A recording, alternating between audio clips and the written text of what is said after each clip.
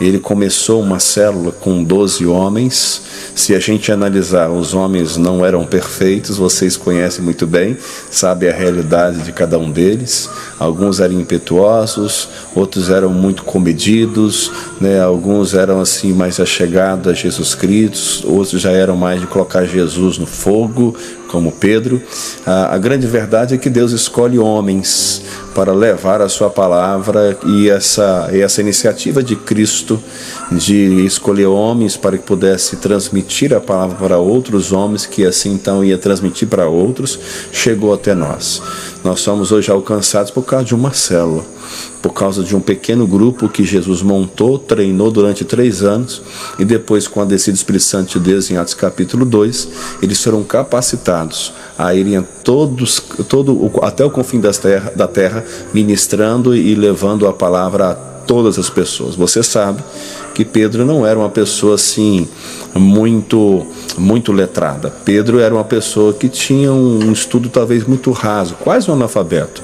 Mas Pedro, ele prega e 3.000 pessoas se convertem. Na primeira conversão, nós temos 3.000 pessoas. Na segunda, nós temos quase 5.000 pessoas. Agora, um fato curioso sobre essa visão de crescimento é que dentro da visão de crescimento de Jesus Cristo, de pequeno grupo, pode ser celular, pode ser pequeno grupo, do jeito que você quiser chamar, dentro dessa visão, depois das 5.000 pessoas que foram convertidas, nós não temos mais nenhum registro na Bíblia. Por quê? É simples explicar isso, porque nós vemos cidades inteiras sendo transformadas. E a partir dessa visão, nós vemos agora uma conversão em massa. Quando a gente fala de viver a visão, falamos do resgate dos princípios neotestamentários. Princípios esses também que são encontrados no Antigo Testamento, quando a gente vê Jetro dando conselho ao seu genro Moisés, dizendo para que ele fizesse uma multiplicação de grupos e que fosse subdividindo e que ele ficasse com as coisas principais, para que ele pudesse se exaurir e então perder o fio da meada com aquele povo que era muita gente. Então nós vemos isso tanto no Antigo Testamento, vemos como no Novo. E é interessante observar, pastor Luiz, que quando falamos sobre visão de crescimento, nós não falamos de um método, nós falamos de retorno aos princípios. Ou seja, eu estou falando daquilo que Jesus mandou que a gente fizesse. E antes dele partir, reunindo os discípulos, a Bíblia diz que ele deu uma ordem, e a ordem é: ide por toda a terra. Agora, o que vem depois disso? É ir tão somente? É ir para pregar? É ir para fazer uma reunião esporadicamente em alguma casa? É ir para fazer um casamento? É ir para fazer um culto ao ar livre? Tudo isso faz parte desse ID. Contudo, essa não é a essência do ID. A essência do ID é: ide fazer discípulo. Então, quando a nossa vida cumpre o seu propósito, quando eu começo a gerar o pequeno Cristo que foi gerado em mim no coração de outras pessoas, que vão gerar no coração de outras pessoas. Então a visão de crescimento nada mais é, pastor Luiz e os ouvintes, é a gente gerar discípulo em outras pessoas que vão gerar discípulos em outras pessoas e assim sucessivamente. Visão de crescimento hoje é retornar aos princípios, voltar com os olhos lá atrás, fazer uma visão levantada e detalhada daquilo que Cristo fez, e a partir dessa visão fazer a aplicação prática, a aplicação espiritual, para que a gente possa alcançar gente, porque o coração de Deus é o coração que é voltado para a gente. Deus ama o perdido. Deus ele entende que as nossas reuniões são para os seus louvores, é para a sua glória, é para que o nome dele seja exaltado. Mas olha só, a Bíblia diz que a alegria ela ocorre por causa do perdido. Os céus entram em festa quando o perdido é convertido. Então nós precisamos...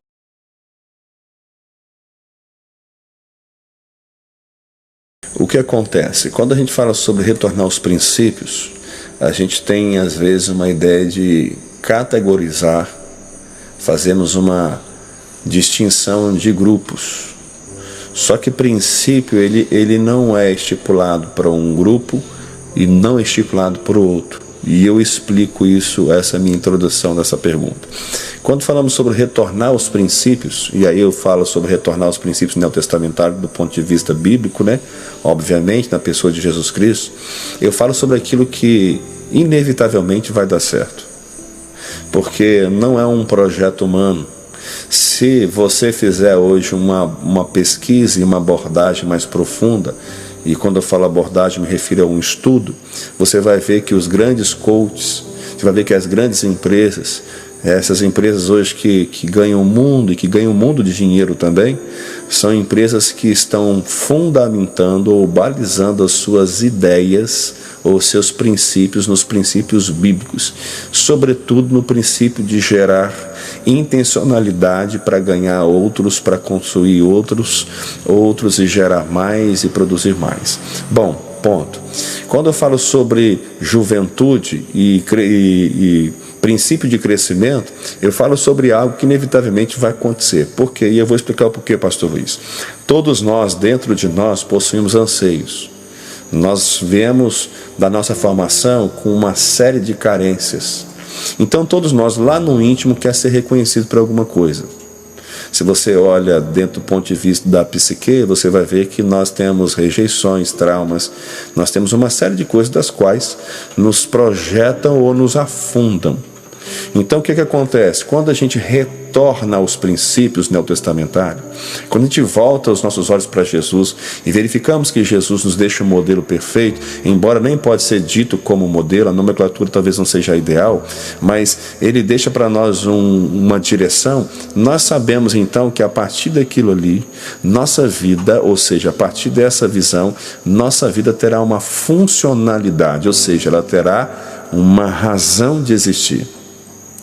Somado ao nosso interior, à nossa psique, ao nosso inconsciente, que a sua fase da infância sempre buscou a aprovação do pai e da mãe, quando a gente entende que o nosso Pai Celeste é aquele que nos aprova, e a Bíblia diz que Ele nos ama, e Ele nos ama de forma extraordinária, a gente tem um despertar. Por quê? Pensa comigo, pastor Luiz, uma pessoa que anteriormente só ficava no banco da igreja assistindo, e obviamente quando eu falo só ficava, isso não é demérito. Na verdade eu quero dizer que a gente pode avançar além de estar nessa condição. Então ela ficava no banco da igreja, ela participava de forma objetiva, sobretudo não havia uma participação muito assim incisiva dessa pessoa. O culto é administrado por algumas pessoas, como por exemplo o pastor titular, ou os pastores auxiliares, mais os ministros de músicas, e aí você tem um grupo de pessoas que ficam responsáveis pela celebração. Essa celebração acontece, quem sabe, na sua igreja quarta, ou terça, ou quinta, domingo pela manhã, domingo à noite e cessou. Bom, nós temos aí 2 vezes por semana o povo se reunindo em algum lugar na igreja, ou quem sabe no salão da igreja, para fazer aí as suas reuniões e o seu ajuntamento. Se a gente olhar para esse aspecto, pastor, a gente vai perceber que a maioria das pessoas estão apenas sendo consumidoras de um produto religioso. Quando a gente volta ao princípio, quando a gente tem um retorno ao princípio neotestamentário, nós voltamos para a ideia de que todos nós podemos fazer discípulo. E aí a minha psique que deseja produzir alguma coisa para o reino de Deus, porque todo crente quer produzir, ele só não sabe como, mas ele quer gerar, ele tem aquela ideia de que quem está em Cristo produz fruto, e fruto em abundância. Você sabe comigo que Jesus cita 3 tipos de produção, um 30, um 70, outro 100. Então assim, nós entendemos que existe diferença de produção, mas entendemos que todo mundo está gerando, produzindo no reino de Deus. Então dentro de nós tem esse desejo de servir, pastor. Só que a gente não sabe como. Quando a gente aplica a visão do retorno aos princípios à igreja, todo mundo fala assim, opa, é claro, obviamente as pessoas podem ficar com receio e medo, porque é um negócio novo, mas eles falam assim, opa, agora eu posso fazer alguma coisa para o reino. E aí você imaginou, pastor Luiz, você que não é pastor, no meu exemplo, você que é um membro, vamos colocar assim, comum da igreja, se tornou um líder de célula, começou a discipular uma pessoa, aquela pessoa se converteu, você levou ela para o batismo e participou do batismo dela. Que alegria! Que alegria o nosso coração sentirá quando isso acontecer. Nós que somos pastores que batizamos pessoas com frequência, nós sentimos um gozo, uma alegria assim, sem forma da gente descrever. Agora você imagina a pessoa, pastor, que nessas condições ele voltou os seus olhos aos princípios neotestamentários e agora ele está aplicando e ele está gerando discípulos. Então, o jovem, quando ele entende a visão, e aí a igreja, quando toda a igreja, e aqui está o segredo da visão celular, aqui está o segredo ao retorno aos princípios neotestamentários, quando toda a igreja entende a visão, todo mundo fala uma só linguagem. E aí o jovem é estimulado a também fazer parte da linguagem, da visão da igreja, por conta dessa linguagem que é o tempo todo difundida. E o curioso, pastor, é que nós temos células multiplicando a juventude, e se a gente for computar, multiplica mais do que a célula dos adultos, porque eles têm uma maneira muito peculiar deles de se reunirem.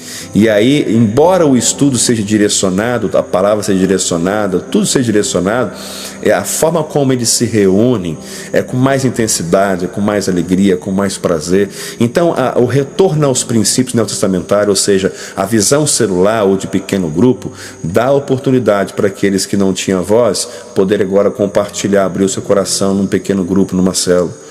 Nós estamos falando de um pequeno grupo de 10, 15 pessoas, e essas pessoas estão ali reunindo toda semana, e aquela pessoa vai ganhando confiança até que um dia ela abre o coração. E aí nós temos pessoas que acolhem aquela pessoa, que cuidam daquela pessoa, e é um cuidando do outro. Então o jovem é altamente atingido, no sentido bom dessa palavra, pela essa visão de crescimento da igreja, que é o retorno aos princípios neotestamentários na visão celular.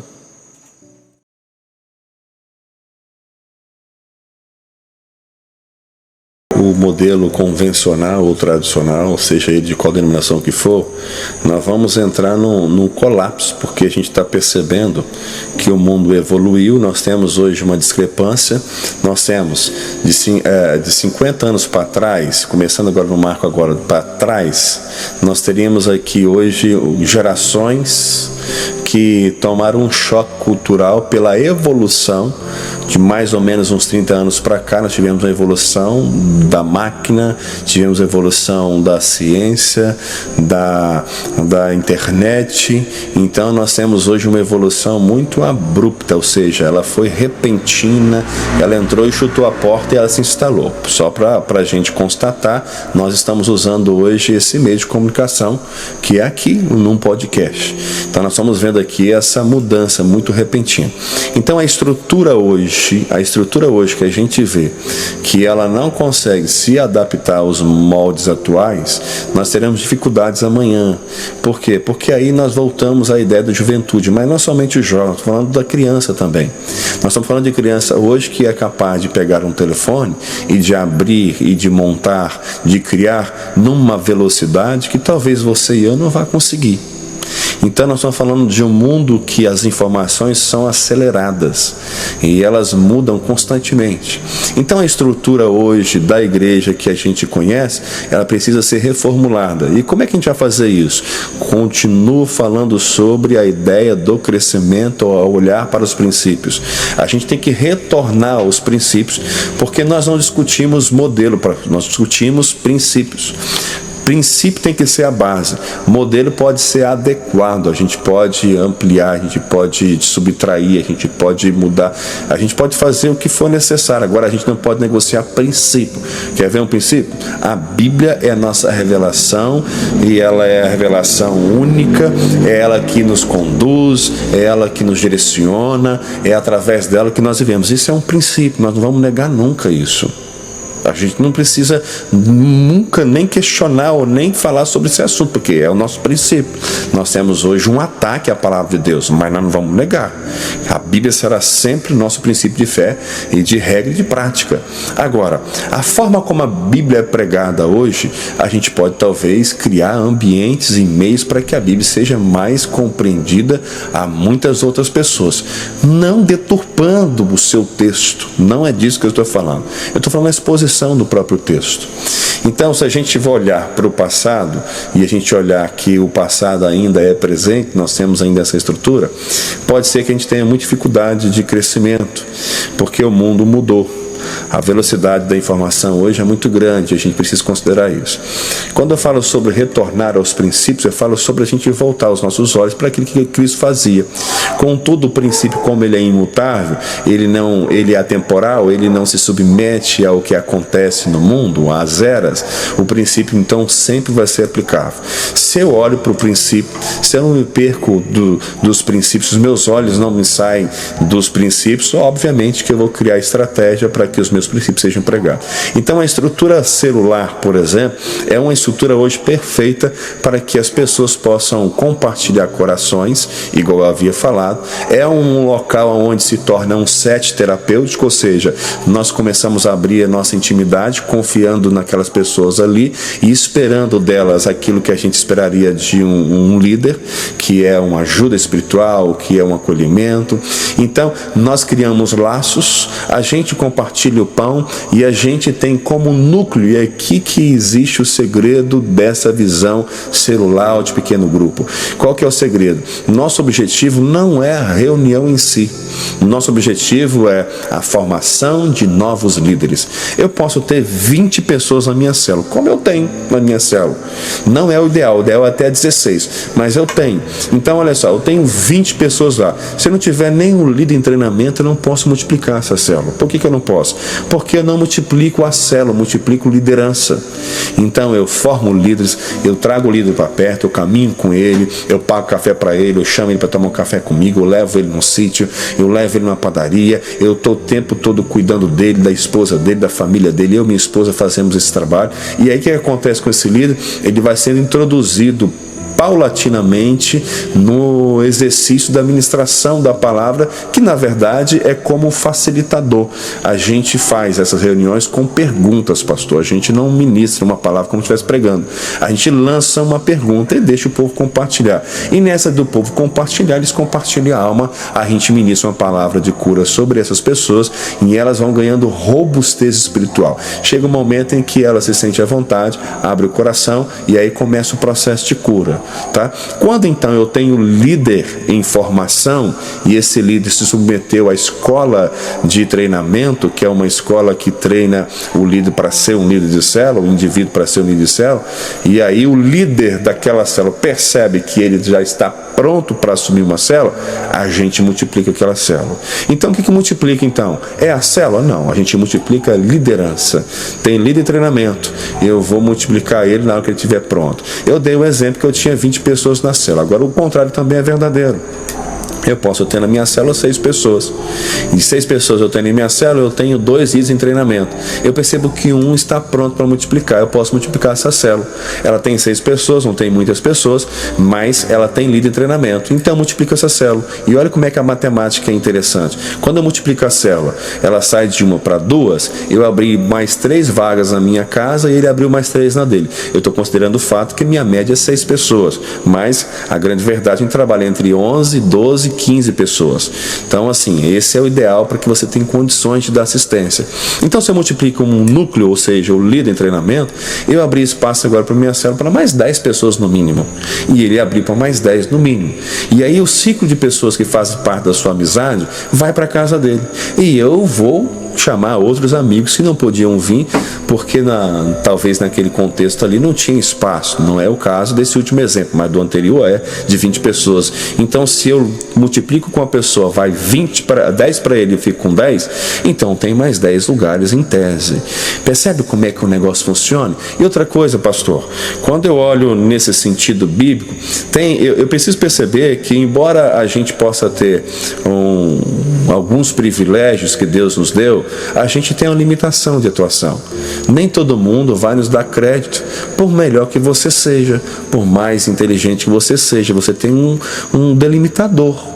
Você não vai conseguir alcançar todo mundo. Agora, o cara que você ganhou na sua célula, o irmão que foi para lá e se tornou um líder de célula, ele tem um nicho de atuação dele, ele tem um ciclo, o círculo de amizade dele. Nesse ciclo de amizade dele, ele vai ganhar mais um, vai ganhar mais outro, vai ganhar mais outro. E daqui a pouquinho, nós estamos povoando a cidade toda com uma célula em cada rua.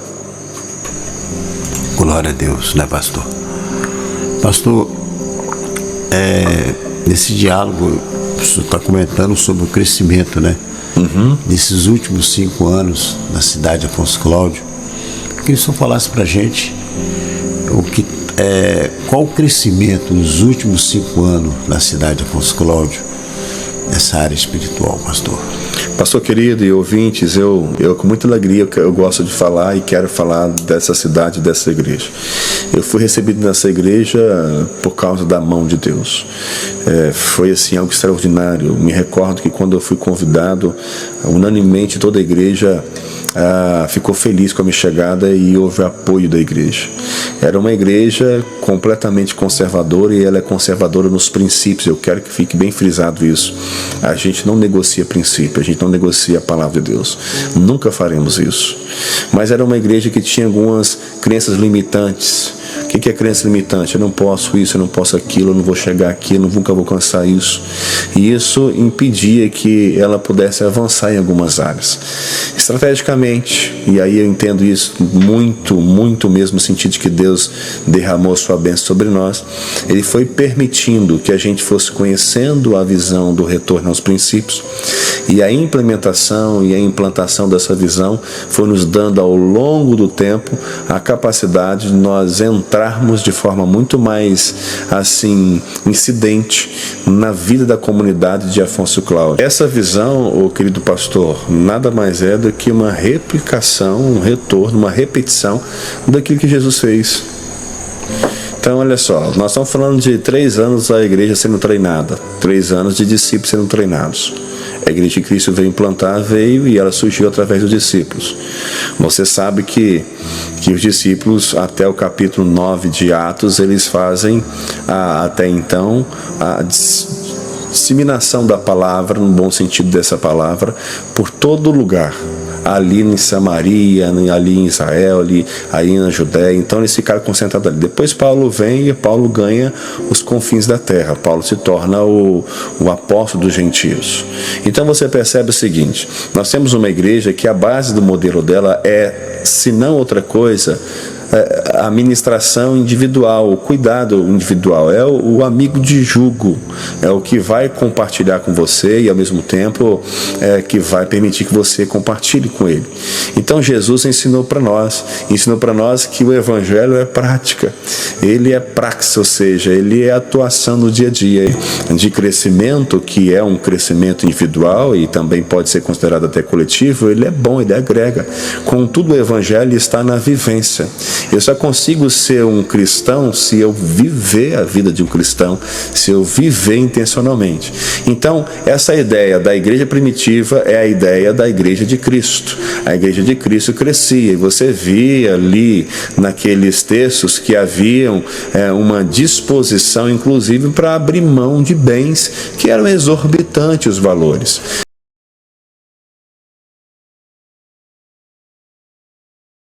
Qual tem sido esse resultado dentro da família? Eu tenho certeza que se eu chegar lá, qualquer um chegar lá, eles vão ter essa resposta positiva. Com certeza. Então, cite alguns resultados positivos, né, desse envolvimento que o senhor tem praticado, que Deus tem te usado, né, da sua igreja local. Então, como eu estava dizendo, então a igreja primitiva, ela nos dá toda a diretriz, ou todas as diretrizes, para a gente seguir a direção e o modelo daquilo que é a igreja que Cristo veio implantar. Então o modelo dele é muito simples. Você ganha mais um, que ganha mais um, que ganha mais um, que ganha mais um, e esses vão ganhando. A gente não para de ganhar. Enquanto a gente vive, a gente ganha. Só para ter uma ideia, pastor, se cada membro de igreja se comprometesse para ganhar um por ano, a igreja seria o dobro no final do ano. E ela seria o dobro, né? Depois. É um desafio, né? Mas por que a gente não ganha?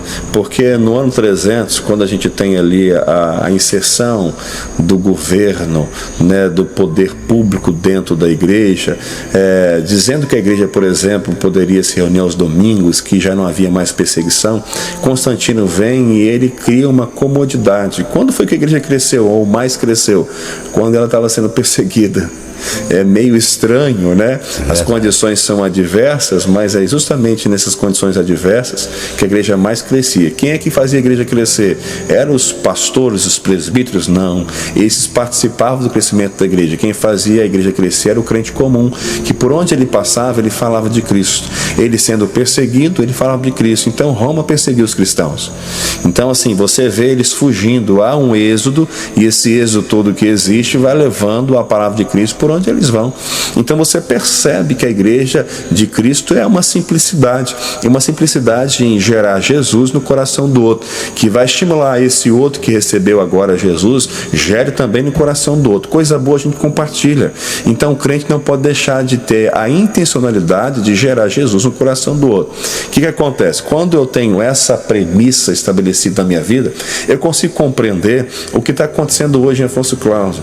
A igreja, ela tem caído na graça do povo, e isso é extremamente importante, porque uma igreja, ela pode ter muitos aparatos, ela pode ter ferramentas, inclusive ferramentas de materiais como essa que nós usamos aqui, mas ela não tem a graça do povo. Se ela não tem a graça do povo, ela não tem relevância. Por que ela não tem relevância? Ela é uma igreja que tem toda uma infraestrutura, tem todo o know-how, mas é como um elefante branco, não produz vida. E a gente precisa entender que cair na graça do povo é um dos requisitos da igreja de Cristo. E agora, como é que a gente faz isso? Com boa música, com boa pregação? Isso é parte.